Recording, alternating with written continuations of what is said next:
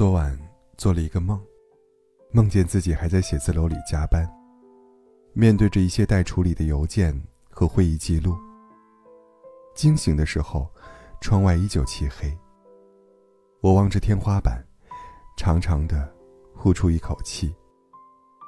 快过年了，从离职到现在，从未一刻不庆幸离开了那个职业修罗场。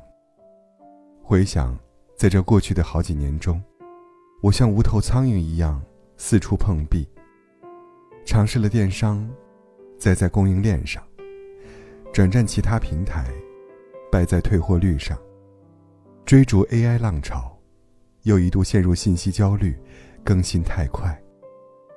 每当深夜无眠时，总会想起那个很多年前信誓旦旦说要创业的自己。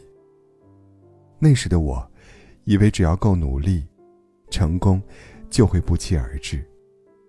现在想来，那时的我真是太天真了。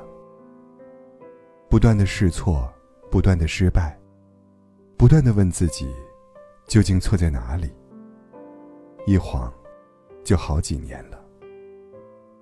人生就是一连串需要解决的问题，关键不在于你遇到了多少问题，而在于你如何看待和解决这些问题。那些日日夜夜的思考，那些反复的试错，那些看似毫无意义的失败，其实都在塑造一个更清醒的自己。就像磨刀不误砍柴工，有时候停下来思考，反而能走得更远。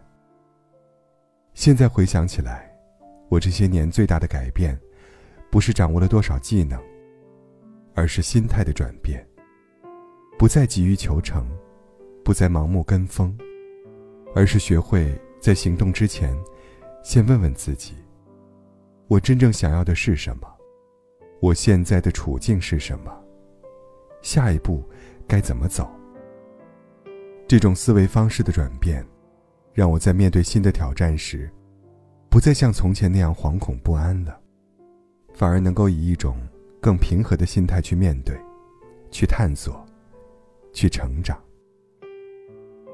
人在为基本生存需求奋斗时，很难有精力去思考更高层次的问题。